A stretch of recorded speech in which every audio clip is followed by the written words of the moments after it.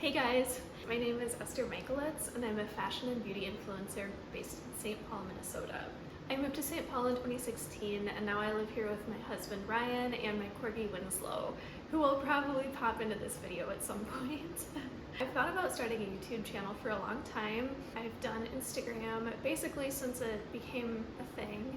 But especially lately, I've really craved a way to share more long-form content. Everything on Instagram is just so quick and fast-paced and just all about grabbing attention, but I would love to be able to get more in-depth and share more about the things that I really love. I thought that my first video could serve as an introduction, but then I also have some empties that I thought I could share with you. I'm from Sioux Falls, South Dakota, but my mom is English, so I've always had a really big influence in that way from her. I'm an artist. I got my bachelor's in painting, and then a few years ago I also attended Grand Central Atelier, which is a school that's really focused on the old masters and teaching you how to paint the way that the old masters used to paint.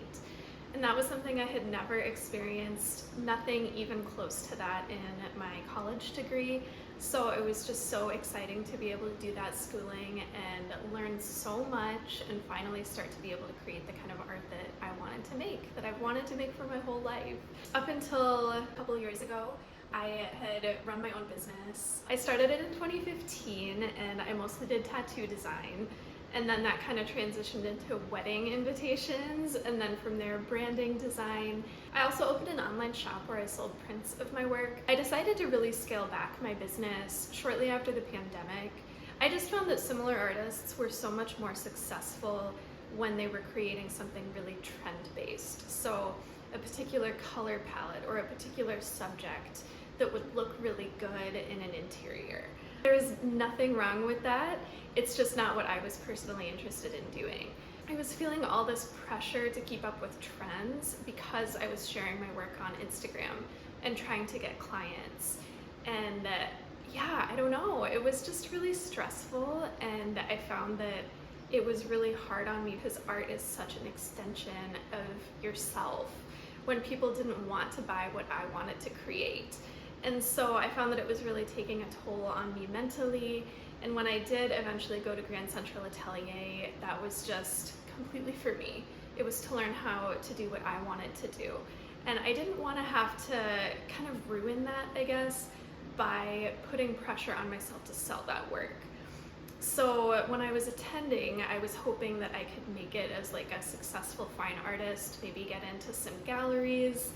But by the end, I just felt like, you know, this is kind of a sacred skill to me that I have now, and I don't want to ruin the joy of that by trying so hard to sell it and seeing people not want to buy it, or try to have a client manipulate my art into what they wanted it to be. I don't paint at all right now, and that's because I live in like a 650 square foot apartment, a one bedroom, and there's just nowhere to do it. The way that I paint requires a really extensive setup and the ability to completely control my light situation, and that's just not feasible in the apartment that I live in right now. So someday I will get back to it, but in the meantime I needed a creative outlet, and so that's when I started influencing. And I had actually done a little bit of influencing back a few years ago, and I really enjoyed that. I stopped right in the pandemic year in 2020 because there was just so much going on. I unfortunately deleted that Instagram account. Now I wish that I hadn't. I missed it, and now I'm back to it, and I love the way that influencing allows me to be creative, to create videos and to highlight beautiful textures and colors and fabrics and designs. And yet, because it's not me actually creating something, because instead I'm sharing what someone else has created, or I'm creating around what someone else has created, I find that I'm able to take a step back and distance myself a little bit more than I was able to when I was trying to sell my very own product that I had made, if that makes any sense. So it just feels like a really low pressure, fun way to have a creative outlet. And I've always loved clothes. I love makeup. I've struggled with acne since I was in middle school. Winslow. I first got into makeup in middle school as a way to try to cover the acne that I had and just make myself feel better about going to school every day. School was stressful for me because I'm a little bit shy and reserved, So the social aspect of it was, you know, not my favorite thing. And so trying to make myself look like I had clearer skin became pretty important to me. I've loved it ever since. I usually prefer a more natural look, but I just love how you can sculpt and mold your face with makeup, and you can enhance your best features. And if you have a little blemish or some redness or whatever, you can just make yourself feel more comfortable in your own skin by using makeup. And for clothing, I feel like it's such a way to express yourself. Even just getting dressed in the morning is so creative. The way you pair things together, the silhouette you create, the colors you put together, the fabrics you put together. I think it's just so self-expressive and fun. I love sharing these things just as a creative outlet for myself, but I also love that I can help people through influencing. I feel like especially with makeup, you can't return it if it doesn't work out for you. So it can be such a drain spending wise, and it can be such a bummer and so difficult to try to find the right product for you just by like guessing and saying, I hope this works, I hope this color is right for me, I hope this, you know, product is right for my skin type or whatever. So I love that I have the ability to try out some of these products that brands send to me and then review them for you, so that you don't have to go through that trial and error process, so that you can make an informed decision, partially based maybe on what I had to say about it. I just think that is the coolest thing. And the same goes for clothing, although of course you can return it if it doesn't work out, and that's nice. If I can ever try on something and share about the fit, or how, if it's like a sweater, if it's itchy on my sensitive skin, just stuff like that. I have a few influencers that I really trust, and I love watching their videos and learning from them and hearing their recommendations, and so I just think that it's so cool that I might be able to do that too. So that is my backstory. Now let's get into my empties. The first one is the Elizavecca hair mask. I get this on Amazon and it is $7, and it is some of the best money that I spend. I've ordered it 3 times now, I think, and it just makes my hair feel so silky soft and smooth. It's a bond repair treatment. I have both very thin and very fine hair, and I do color it, I highlight it, I bleach it, and I heat style it, so it's prone to breakage for multiple reasons. So I always like to rely on bonding products, and this is one of my favorites at such a low price point.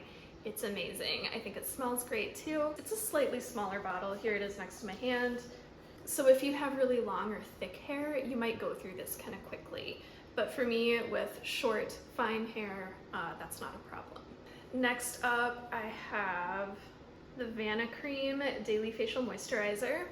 It's not a super chic product, but it works so well. I'm adjusting to tazarotene right now, which is the highest strength retinol out there.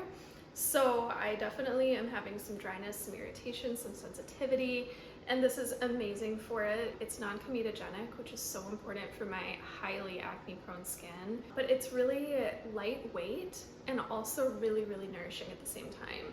It has squalane, glycerin, ceramides, just so many good ingredients. Unscented. I've never had any issues with it breaking me out. My husband has eczema and psoriasis and very dry skin, and he uses this too and loves it. So it works well for multiple skin types. $12 at Target. Hard to beat that, and it does have the National Eczema Association seal. So another wonderful product that I rely on, definitely a staple in my routine. And while we're still on the subject of skincare, I also finished up this sunscreen. This is the Beauty of Joseon. I'm honestly not sure how to say it. It's their Viral Relief Sun Plus Probiotics sunscreen. And I've tried out quite a few facial sunscreens, and this is the only one that I've ever really loved. So I've tried a few Korean ones, which this is. I've tried American ones, and yeah, Korean sunscreen is where it's at for sure. It has some really beautiful ingredients in there, so it's very nourishing for your skin. And like right now, it's summer outside, so it's super humid and hot. And so today I didn't even use moisturizer because I had this. It has an SPF rating of SPF 50 plus PA plus. things.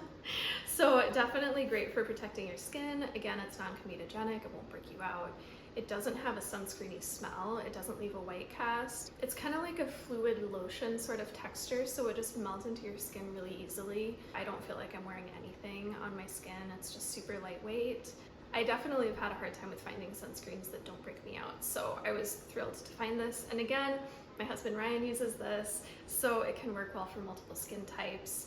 I would say that it adds just maybe a tiny bit of glow to my skin, but not much, and not enough that it's noticeable on someone like him who doesn't wear makeup. So again, already repurchased this. We get it from Yes Style. Now I'll move into hair. I only have one hair empty, the Divi Scalp Serum. Everything else in this video I purchased myself, but this was gifted to me. Like I said, I have really thin, fine hair, and I am always looking for ways to help it be healthier and thicker and stronger. So when they offered to send me this, I was thrilled. I don't feel like I can say for sure how well it works, because I used up this bottle fairly quickly, maybe like 1 or 2 months, and I think that hair growth usually takes 3 months to 6 months to start really showing. So I think I would have needed to buy another bottle of this to really be able to give it a full review. I also am using minoxidil on my hair, so Rogaine. I just apply it every night. I wasn't noticing particularly any bad shedding, but I just felt like, you know, why not? Why not start it now while I still have relatively full hair, instead of waiting until, you know, it starts falling out down the road. I might as well just try it now. And I do have, I don't know if you'll be able to see, but I do have lots of little baby hairs growing in along my hairline, which is for sure the place that it shows up the most easily. So I've been using that for longer. I had already been using that for a while when I started using this. So whatever is going on with my scalp, I can't directly attribute it to this alone. I can also attribute it to minoxidil. But all that being said, this smells amazing. It smells so good. It's like this really fresh, sweet, minty scent. Oh, it's so good. It's not overwhelming. It's called Scalp Serum Revitalize and Detoxify, and it says that it improves the appearance of thin hair, it nourishes hair follicles, and detoxifies product buildup. It contains a bunch of amino acids and peptides, and is basically intended to create a healthy scalp environment for your hair to grow from. It is water-based, which is amazing because you can apply it and it's not going to make your hair all oily. Like, who wants that? So that's kind of unique. There aren't a lot of scalp serums that are water-based. And I would say it had like the slightest cooling effect on my scalp, but it wasn't like tingly or, you know, like menthol-y, which I appreciate. I do not have a sensitive scalp, so I feel like I have to say that.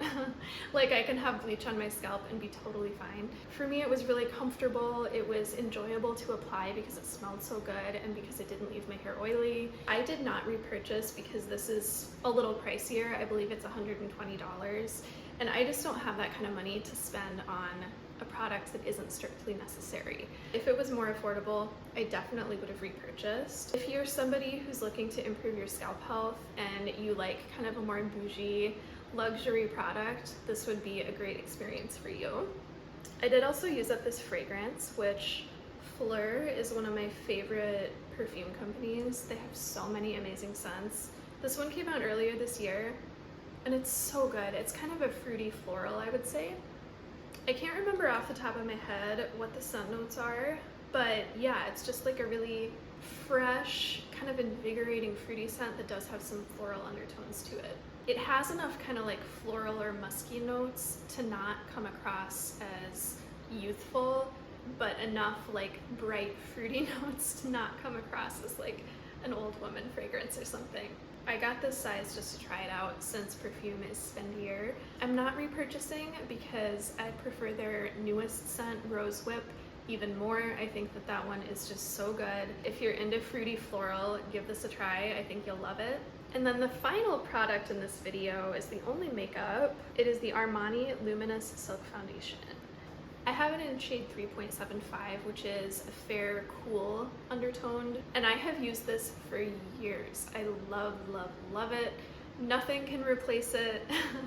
It is just my absolute go-to. It is kind of a medium coverage. It's not like super full coverage, so I do always have to apply concealer too. But I hate cakey makeup. One of my biggest pet peeves is like super cakey makeup.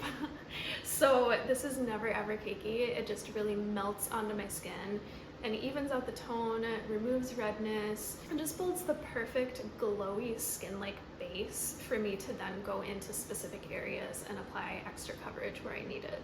It's the first makeup that I put on my skin every single day. It's non-comedogenic, which is not easy to find in foundation. It's definitely a high-end price point, but I highly, highly recommend it to anybody, to everybody.